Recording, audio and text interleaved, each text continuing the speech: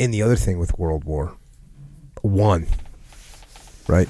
Like World War II, you're looking at Nazis, and you're looking at the Imperial Japanese Army. And you're thinking, we've got real bad guys here. We got legit bad guys.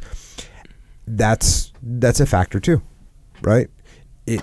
Germany, World War I, it's like, oh yeah, we wanted a little extra land. Who's that land for? You know what I talk about? You know, when we work with companies, and I say, so, okay, CEO says, you know, my frontline troops aren't doing what they're supposed to do, and it's affecting our bottom line.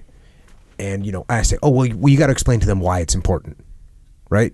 And so then the CEO goes down and says, hey, you guys need to do a better job on the front lines so that the company can be more profitable.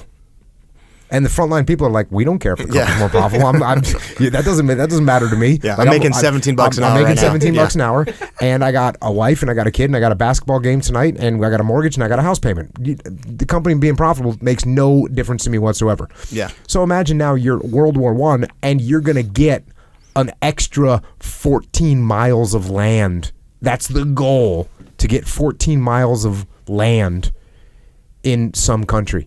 And it's not for you, it's for like the government. Yeah. It's absolutely, it's atrocious. Yeah. And when you're sending U.S. Marines across the Atlantic Ocean to get engaged in that war, like to keep Germany from encroaching a little bit too far west, you know, in France, yeah. The why doesn't, you know, that doesn't resonate. Have I ever talked about? I don't know if I've talked about. Have I ever talked about the white flower thing they did in Britain? The white flower. So if you were like a able-bodied young man, if you were a military-age male, and you weren't wearing a uniform and you weren't like fighting, women would come up and give you a white flower. It was the mark of shame, and the government started that campaign. Yeah, the government started that campaign of, hey, you see someone that's not in uniform, military age male, able-bodied fighting man, you go up and give him a white flower. He's a coward. I'm prepping a book right now for the podcast, and actually a couple books, but it's a nightmare because what they're doing is they're executing British soldiers that have that desert or run away or have shell shock. Yeah, they're just dysfunctional. They can't do it anymore. Yeah. And it's awful. Some of the stories, these guys are soldiers that have been on the line for a year, and they break. Yeah. They break, which everyone... Dick Winters talks about people the bravest guys he had, they might break, and you got to get them off the line. Hackworth, same thing. You got brave guys, sometimes you got to get them off the line.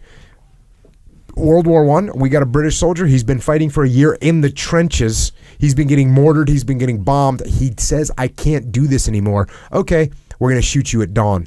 And they did it. Yeah. That's another thing. It's completely insane. Yeah.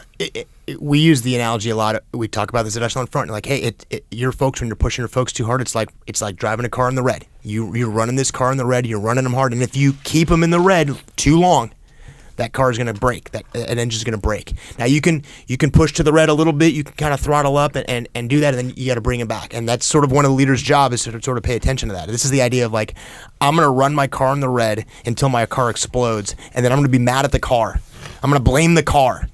And the disconnect of the, and we, like you said, that the disconnect of the impact of the human being that's what leaders are supposed to do.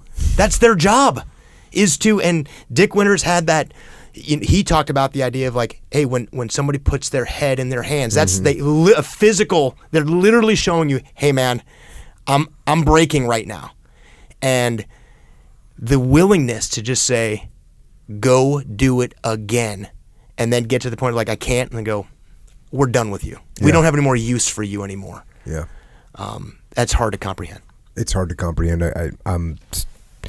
But like I said, I'm prepping these books. It's awful to read them. It's awful to read them. Some of them are the quotes from the soldiers that were chosen to be the executioners. Right. I mean, well, what's that? What's that? I remember I started one podcast off with that. With like these soldiers were picked to go. This kid had been in the army for a couple weeks, and he had to go shoot a deserter That was one of his first assignments. What the hell? Yeah.